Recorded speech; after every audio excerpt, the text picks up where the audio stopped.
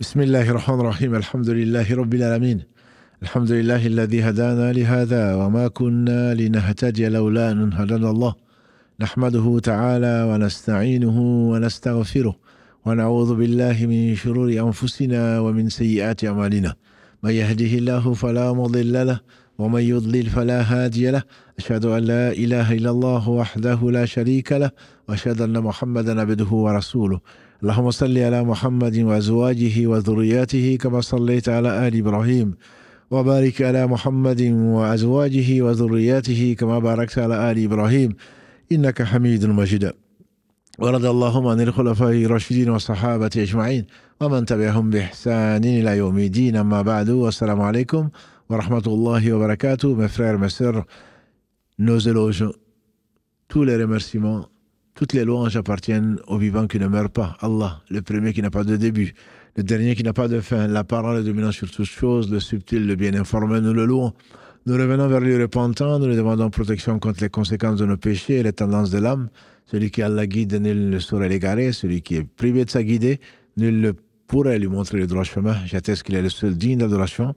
J'atteste donc de la véracité, de l'exemplarité de la prophétie de Mohammed ibn Abdillah, qu'Allah bénisse ce prophète, sa famille, ses compagnons, tous ceux qui les auront suivis dans le droit chemin, nous fassent l'honneur d'en faire partie.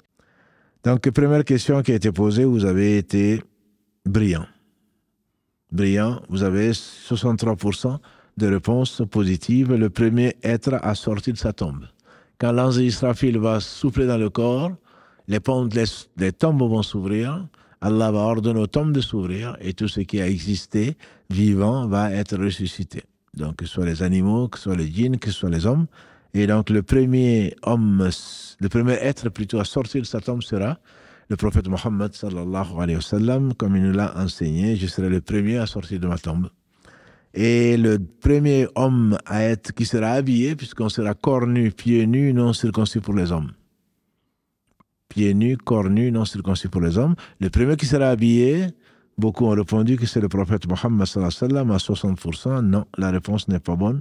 C'est le messager d'Allah, Ibrahim alayhi sallam, il dit, les tombes vont donc s'ouvrir, je serai le premier qui sortira. Le premier qui sera habillé sera donc Ibrahim alayhi sallam. Troisième question, la grande intercession pour trancher les différends sera accordée. Sera accordée à qui? Et on a déjà parlé, alhamdoulilah, il n'y a pas si longtemps que ça. Et vous avez été plus de 80% à trouver la bonne réponse. La grande intercession sera accordée à Muhammad sallallahu alayhi wa sallam. Les gens seront sous le soleil, sauf les 7 catégories que Allah aura préservées et aura mis sous l'ombre, la seule ombre de ce jour, l'ombre de son trône, subhanahu wa ta'ala, et parmi lesquels, donc, l'enfant qui est le roi juste ou l'imam juste, dans sa famille, dans sa société, dans sa république, dans sa région, celui qui est responsable des musulmans et qui a été équitable. Et c'est pas facile. Celui-là, l'enfant qui a été élevé dans l'obéissance d'Allah subhanahu wa ta'ala, des frères ou des hommes et des femmes dont le cœur sont liés à la mosquée, des gens qui s'aiment pour Allah, qui se visitent pour Allah, qui se séparent pour Allah. L'homme dont la main droite ne sait pas ce que la main gauche ne sait pas plutôt ce que la main droite a donné. Celui à qui une femme belle et noble se propose et qui dit « je crains Allah ». Celui enfin donc, qui est assis et donc par crainte d'Allah subhanahu wa ta'ala dans la solitude, ses yeux sont remplis de larmes. Qu'Allah nous compte parmi les 7 catégories, au moins parmi certaines de ces catégories-là. Et donc, alhamdulillah, tout ceci est décrit. Pourquoi? Pour que l'on s'évertue à espérer, à progresser, à imiter les meilleurs des hommes, comme Yusuf alayhi salatu salam, qui représente entre autres donc celui à qui une belle femme et noble se propose et qui dit « je crains Allah subhanahu wa ta'ala ». Et il y a bien d'autres qu'Allah a honoré dans ce bas monde avant l'au-delà. Donc la grande intercession, c'est quand donc le soleil se rapproche des têtes et que les gens vont être dans l'expectative, que dis-je, dans la souffrance, ils vont préférer aller en enfer plutôt que de rester sous le soleil. Certains seront noyés dans leur sueur. D'autres moins éprouvés, mais aussi éprouvés, leur sueur va atteindre leur cou. Certains la ceinture, d'autres la cheville. Et donc Allah nous préserve les affres et les frayeurs du jour du jugement dernier. Ils vont dire entre eux, ne voyez pas dans quel état nous sommes. Allons-y chercher un intercesseur pour qu'Allah tranche les différends, qu'il décide de là où on va, peu importe là où on ira, mais que cette situation est tout simplement insupportable. Pourtant, ce n'est pas la pire. Ce n'est pas la pire pour beaucoup. Pour 999 des fils d'Adam qui iront en enfer, ce n'est certainement pas la pire des situations. Ils vont dire, allez voir notre père Adam. Le hadith, il est long, il est beau. Adam dira, ils disent, Allah, c'est toi qui Allah a créé de ses propres mains. Tu ne vois pas dans quel état nous sommes. Va demander à Allah de trancher les différends. Adam va dire, ce n'est pas moi. Ce n'est pas moi. C'est à cause de moi que vous avez quitté le paradis. Nous avons quitté le paradis pour la terre. Allah est en colère aujourd'hui comme il n'a jamais été aussi en colère et comme il ne sera plus jamais en colère comme aujourd'hui. Nafsi, nafsi. C'est ma propre personne qui m'inquiète. Allez-y plutôt voir Noé.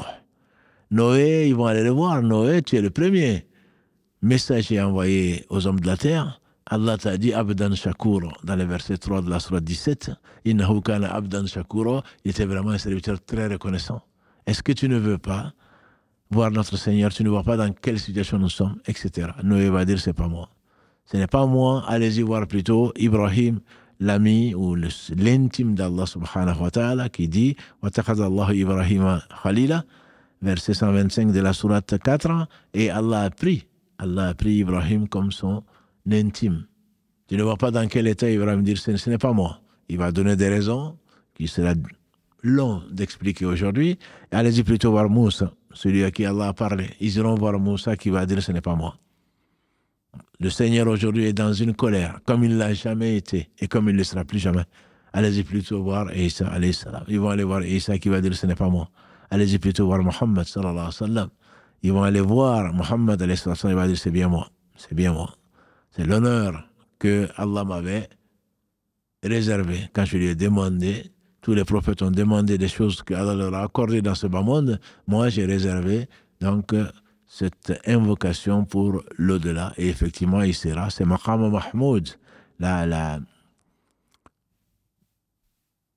position noble, la position recherchée, la position élogieuse que Allah va lui accorder. Il va se prosterner et Allah va lui inspirer des invocations qu'il ne connaissait pas et que personne ne connaissait. Qu'Allah seul avait et que Allah subhanahu wa ta'ala donc lui inspire. Allah va dire lève la tête ya Muhammad, demande, tu seras exaucé, et donc invoque et tu seras accepté. Il va demander à Allah subhanahu wa ta'ala de trancher les différends et Allah va lui dire prends une partie de ta communauté et qu'elle rentre par la porte de droite. Ce sont des gens qui n'auront aucun jugement, et priez pour nous qu'Allah nous compte parmi ceux-là. Ils rentreront au paradis sans avoir aucun jugement. Et ils partageront les autres portes également avec les autres qui seront jugés. Donc c'est ce qu'on appelle Ashafa'at al-Kubra, la grande intercession. Et elle est réservée donc à Muhammad sallallahu alayhi wa sallam. Vous avez été 80% à donner la bonne réponse. Quatrième question, le prophète béni Ibrahim pourra intercéder pour son père pour le sauver du feu. La réponse à 78%, c'est faux.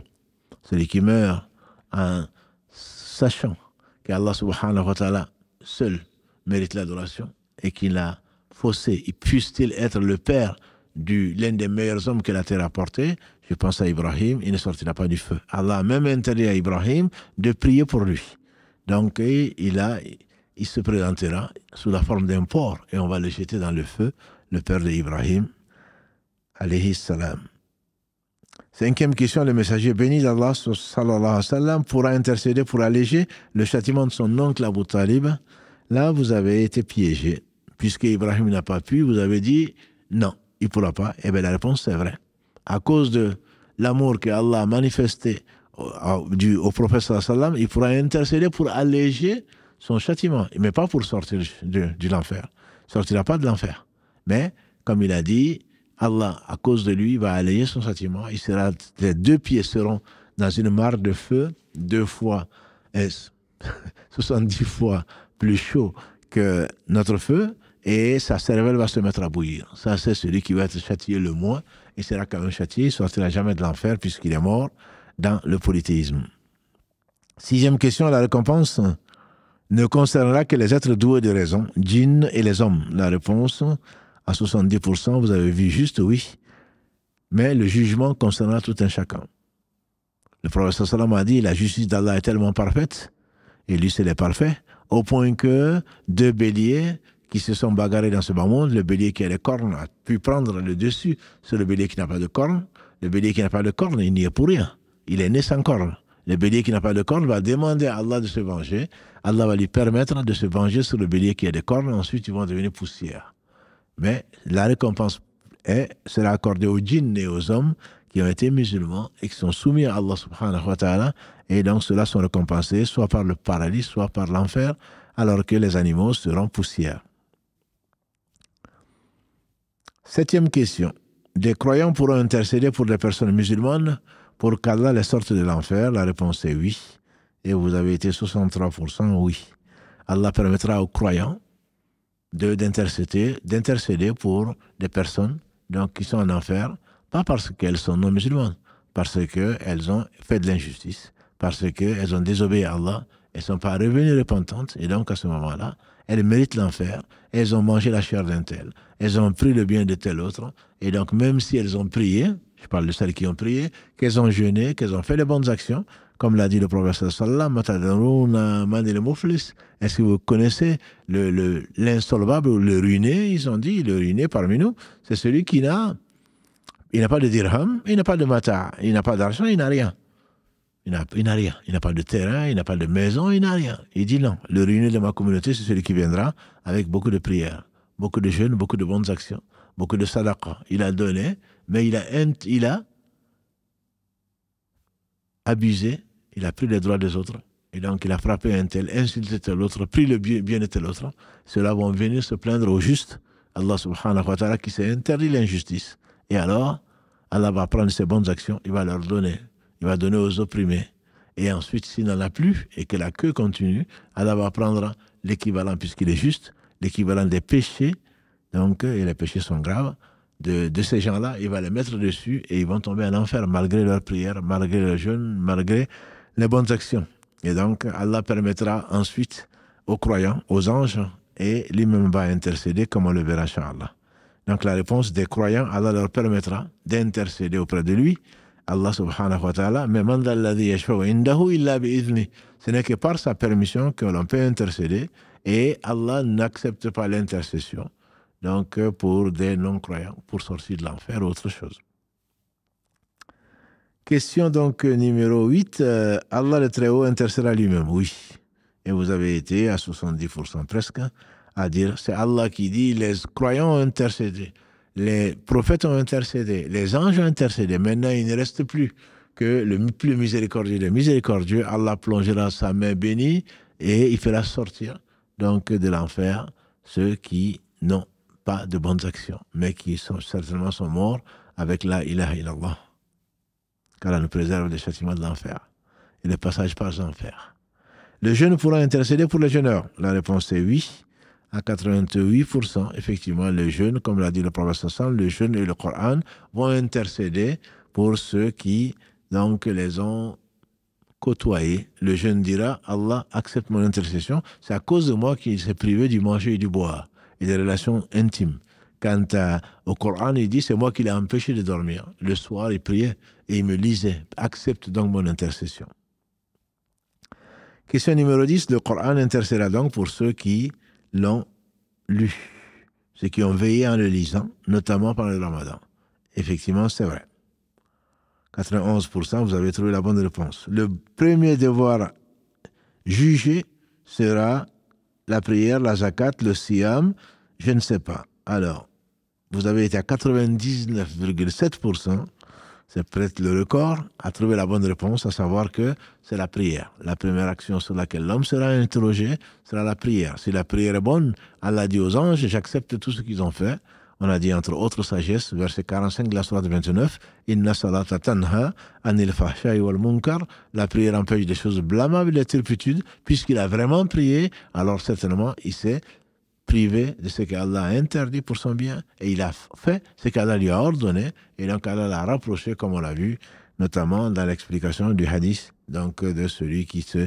des amitiés, les œuvres par lesquelles le hadith rapporte Abu Huraira, consigné dans le Sahih de l'imam al-Bukhari, Allah dit, je déclare la guerre à celui qui se fait l'ennemi de l'un de mes alliés. Mon serviteur ne se rapproche de moi par rien que j'aime plus que le fait d'obéir ou de faire ce que je lui ai rendu obligatoire. Ensuite, il ne cesse pas de se rapprocher de moi par les œuvres surrogatoires jusqu'à ce que je l'aime. Quand je l'aime, je deviens plutôt lui par laquelle il entend, la vue par laquelle il voit, les pieds par laquelle il marche, la main par laquelle il saisit. S'il me sollicite, je lui réponds. S'il me demande, je lui accorde. Donc, c'est la prière, effectivement, et cette œuvre qui nous accompagne la vie durant. Pour ceux qui ont vraiment prié, je ne dis pas pour ceux qui ont fait la gym, qui ont fait comme les autres, en réalité, le cœur n'était pas là. Ceux dont le cœur a été purifié au travers de la prière vont certainement s'éloigner des mauvaises actions et des péchés. Car là, nous compte parmi cela. Quand ce n'est pas le cas, les œuvres surrogatoires seront rajoutées à la prière. Les prières surrogatoires seront rajoutées à la prière. Et Allah dit, ne faites pas de distinction à rajouter les œuvres surrogatoires, les nawafil. Ce que tu fais la nuit, dernier tiers de la nuit, ce que tu fais avant le dohar, après le dohar, ce que tu fais donc l'après-midi, etc. Et tout ceci sera compté. Et si là, ça ne va pas, c'est très certainement qu'il y aura un châtiment quand nous en préserve. 12e question. La première chose jugée, donc au jour du jugement dernier, entre les hommes sera quoi? Ce sera le sang, les crimes de sang. Mais là, vous avez vous avez des réponses très, très divergentes. Ce sera les biens, vous avez été 20% presque. L'honneur, 21%. Et je ne sais pas, 21%. Non, en réalité, la première chose, juger les différents. Je ne dis pas la première chose, juger pour la personne, c'est la prière. Mais entre les personnes, c'est les crimes de sang, comme nous l'a rapporté le prophète, alayhi salatu wassalam, et il ne parlait pas de lui-même. 13e question, chaque prophète d'Allah aura son bassin dans lequel les gens de sa communauté vont boire. Dans ce stress du jour du jugement dernier, voilà que Allah subhanahu wa ta'ala, dans sa miséricorde, accorde à chaque prophète, effectivement, c'est la réponse qui est vraie, même si vous n'avez été que 40%, même moins, à avoir la bonne réponse. Chaque prophète a son bassin. Le bassin du prophète sallallahu alayhi wa sallam est particulier, c'est le plus grand, c'est lui qui aura le plus d'adeptes. Mais chaque prophète aura son bassin où les gens donc vont venir boire pour se désaltérer. Et après la boisson qui est le Kawthar, du fleuve Kawthar, du paradis qui sera déversé dans le bassin du prophète sallallahu alayhi wa sallam, après cela, il n'y aura plus de soif. Il n'y aura plus de soif, ceux qui l'auront bu, bien sûr, ce seront les croyants. 14e question, tous les hommes devront affronter le sirat de front, donc pont jeté sur l'enfer. La réponse, c'est vrai. C'est ce qu'on trouve dans un des versets de la sourate Maryam, donc la sourate 19, où Allah dit, il n'y a pas un d'entre vous qui ne l'affrontera pas de front. Notre mère Salama dit, ya Rasulallah, comment est-ce qu'on lit que tout le monde va passer sur l'enfer? Il a dit oui, mais après, il lit la suite du verset, et Allah dit, nous a dit, on va donc, on va sauver ceux que Allah subhanahu wa ta'ala aura voulu, et ce sont ceux, les meilleurs, qui, quand passer ce pont, il y a un autre obstacle, mais passer ce pont, ils sont sûrs de rentrer au paradis, parce que comme je le disais souvent, c'est un sens unique. C'est un sens unique, on ne va pas au paradis et ensuite en ressortir. Voilà, donc c'est un sens unique, c'est qu'ils ont passé ce pont, parfois blessés, parfois rampants. C'est un fil plus fin qu'un cheveu, plus tranchant qu'une épée, et donc avec des crochets. Certains passeront à la vitesse de l'éclair, disait le prophète sallallahu, d'autres à la vitesse d'un cheval de course, on dira aujourd'hui à la vitesse du son, à la vitesse de l'éclair, etc. D'autres comme quelqu'un qui court vite, d'autres un marcheur qui marche vite, d'autres vont marcher à quatre pattes pour passer, égratigner, mais vont quand même passer. Mais la plupart des gens, bien sûr, vont mériter de tomber en enfer, qu'Allah nous en préserve.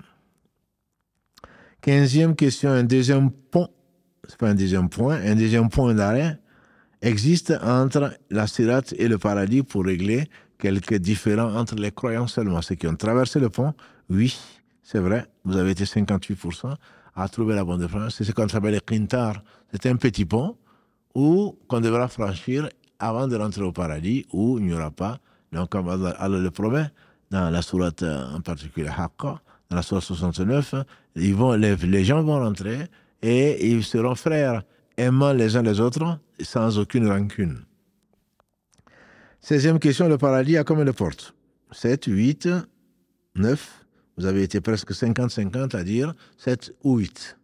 Non, le paradis a 8 portes, dont la porte à Rayyan est réservée aux jeûneurs, et certains seront appelés par toutes les portes.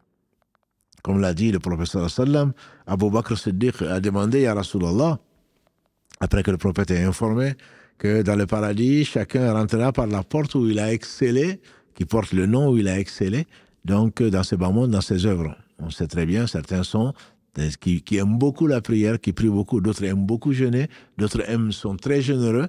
Donc il y a des portes de la générosité ou de la sadaqa, les portes du djihad, les portes de la prière, les portes du jeûne. Et il a dit, donc cela, la porte réservée aux gens qui ont jeûné, c'est les seuls qui vont rentrer par là, c'est Ar-Rayyan. On le sait, c'est l'une des 8 portes. Et Abu Bakr dit que mon père et ma mère soient sacrifiés pour toi. Celui qui sera appelé par l'une des portes n'aura pas de souci. Il va rentrer au paradis. Mais est-ce qu'il y en aura qui seront appelés par toutes les portes? Et Allah l'a honoré. Le prophète m'a dit oui, et j'espère que tu en feras partie. Toutes les portes, parce qu'ils étaient polyvalents et il excellait dans tous les domaines. Ce n'est pas parce qu'ils sont réveillés le matin, la nuit, le dernier tiers de la nuit pour prier Allah, qu'ils ne donnaient pas à manger, qu'ils ne jeûnaient pas, etc. Le prophète, alayhi salatu wassalam, un jour, Allah a voulu honorer Abu Bakr. Il a dit aujourd'hui, dans l'assemblée, il a dit, qui parmi vous a jeûné? On s'est tu. Puisqu'il a posé la question, on était obligé de répondre. Abu Bakr dit, moi, ya Rasulallah, certainement gêné, parce qu'il ne voulait pas qu'on le sache. Mais Allah voulait l'honorer dans ce bas monde avant l'au-delà. Il a dit, qui parmi vous a visité un malade aujourd'hui? Il n'y en avait pas. Il dit, moi, ya Rasulallah, le prophète m'a demandé, qui parmi vous a nourri un pauvre aujourd'hui? Il a dit, moi, ya Rasulallah. Il a demandé encore, qui parmi vous a accompagné son frère décédé au cimetière? Il a dit, moi, ya Rasulallah. Et le prophète m'a dit, personne ne fait ces 4 choses le même jour sans qu'Allah ne lui accorde le paradis. Allah a voulu donc honorer cet homme, et ce n'est pas parce que tu excelles dans un domaine qu'il faut négliger les autres.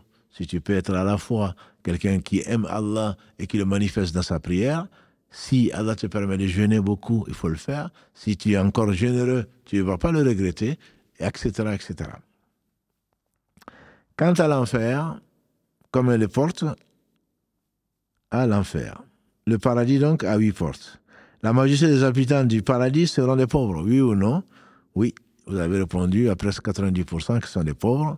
Le prophète alayhi salam a dit, j'ai visité le paradis, la majorité des habitants du paradis, car nous compte parmi eux, sont les pauvres. Et lui-même a demandé à Allah de vivre pauvre, de mourir pauvre et d'être ressuscité avec les pauvres. N'est-ce pas que les pauvres rentreront 500 ans avant les riches? Et on sait que le prophète sallam effectivement a vécu pauvre, entre guillemets, bien qu'il avait la possibilité d'être riche, mais il a préféré vivre pauvre, au point qu'il avait laissé en gage sa côte de maïs chez un commerçant juif pour prendre de quoi nourrir sa famille. Qu'Allah le bénisse, sallallahu alayhi wa sallam, le modèle à suivre. Question 18. Le paradis a 10 degrés, 100 degrés, 1000 degrés, je ne sais pas. Le paradis a 100 degrés, a dit le prophète sallam, il a 100 degrés. Et entre chaque degré, c'est comme ce qu'est la distance entre le ciel et la terre. Les gens qui sont au premier degré vont regarder les gens du second degré en levant les yeux comme nous, on voit aujourd'hui les étoiles. Il dit le paradis a 100 degrés et le 100e degré, c'est le Firdaus. Et quand vous demandez à Allah le paradis, demandez-lui le Firdaus. Qu'Allah nous accorde le Firdaus, c'est ce qu'il nous a suggéré de faire et qu'Allah subhanahu wa ta'ala accepte vos invocations nombreuses et on ne doute pas de leur sincérité, Karim et moi. 19e question. Toute personne de l'enfer décédée en ayant dans le cœur minimum de foi finira par en sortir. La réponse est oui. Et vous ne vous êtes pas trompé. 88% vous avez dit oui. Le prophète sallam a dit, celui qui a mithqala dharra, tant soit peu de foi dans le cœur, celui-là va sortir de l'enfer. Il passera par l'enfer parce qu'il a désobéi à Allah, parce qu'il a pris le droit des autres, etc. Mais Allah, par miséricorde, va le faire sortir. Le dernier qui va sortir, a dit le prophète sallam, le prophète sallam dit, je connais le dernier qui va sortir de l'enfer. C'est que c'est un homme qui va sortir épuisé. Et on sait par ailleurs, dans un autre hadith, qu'il va cramer, les gens de l'enfer vont cramer, quand il va sortir, on va les faire, on va mettre de l'eau de vie sur eux, et finalement, ils vont donc ressusciter à nouveau, ils ne sont pas morts. La yamutu fiha, wa la yahya, ils ne vont pas vivre, ils ne vont pas mourir. Mais ça leur permettra donc de sortir de là, il restera juste une trace, et qu'on appellera on les reconnaîtra au paradis, on les appellera quelqu'un qui est passé par l'enfer. Ensuite, Allah va enlever cette trace-là par miséricorde pour qu'il passe discrètement. Alors, le dernier, il dit, c'est un homme qui va être épuisé. Et Allah va dire, rentre au paradis. Il va aller, il va penser que le paradis est plein. Il va revenir, il va dire, Seigneur, je l'ai trouvé plein. Deuxième fois, Allah va lui dire, vas-y, va rentrer au paradis. Et il va y aller, il va penser que le paradis est plein. Et il va revenir, et il va dire, Seigneur, je l'ai trouvé plein. La troisième fois, Allah va lui dire, rentre au paradis. Il va y aller, avant d'y aller, il va dire, mais comment Allah, je vais rentrer au paradis alors qu'il est plein? Et Allah subhanahu wa ta'ala va dire, rentre au paradis. Et non, comment pourrais-tu me dire de rentrer au paradis alors qu'il est plein? Toi qui es le Seigneur, toi qui es le Malik, tu te moques de moi? Dira cet homme, après être passé par l'enfer. Et le prophète sallam, on l'a vu sourire jusqu'on voyait ses molaires, sallallahu alayhi wa sallam. Et Allah lui dit, rentre et tu auras ce monde-là et 10 fois plus. Ça, c'est le dernier qui va sortir de l'enfer, qu'Allah subhanahu wa ta'ala nous préserve de l'enfer. Dernière question, les hypocrites auront le châtiment le plus léger des habitants de l'enfer, puisque ce sont les musulmans? Non. La réponse est non. C'est faux. À 81%, vous avez trouvé. Effectivement, Allah dit dans la sourate, toujours les femmes, verset 145, que les hypocrites seront au fin fond de l'enfer, plus bas que tous, parce qu'ils ont trompé, ils pensaient avoir trompé les gens, ils pensaient même avoir trompé Allah, ils disaient qu'ils étaient croyants, alors qu'en réalité, ils ne l'étaient pas, ils ne croyaient pas. Allah les décrit dans 11 versets dans la sourate Al-Baqarah, quand il dit وَمِنَ النَّاسِ مَنْ يَقُولُ آمَنَّا بِاللَّهِ وَبِالْيَوْمِ الْآخِرِ, Allah dit وَمَا هُمْ بِمُؤْمِنِينَ يُخَادِعُونَ اللَّهَ وَالَّذِينَ آمَنُوا وَمَا يَخْدَعُونَ إِلَّا أَنفُسَهُمْ وَمَا يَشْعُرُونَ. Il y a des gens qui disent nous croyons à Allah, et au jour du jugement dernier, Allah dit ce ne sont pas des croyants. Ils pensent tromper Allah et les croyants, mais ils ne trompent qu'eux-mêmes. في قلوبهم مرض, dans leur cœur il y a une maladie. فزادهم الله مرضا, Allah a laissé croître cette maladie. ولهم عذاب أليم بما كانوا يكذبون, et a eu un châtiment douloureux pour avoir menti. Qu'Allah nous préserve de l'hypocrisie sous toutes ses formes, notamment cette forme d'hypocrisie majeure qui fait que les gens vont, malgré leurs prières, malgré leurs jeûnes, mais ils ne croyaient pas. Mais bien entendu, c'est Allah seul qui sait qui ils sont. On n'a pas traité quelqu'un d'autre d'hypocrite, on doit se poser nous-mêmes la question. Et les compagnons du prophète sallam craignaient d'être hypocrites, y compris Omar ibn Khattab, radiallahu ta'ala, et pourtant à qui Allah a réservé donc le paradis, comme on le sait tous.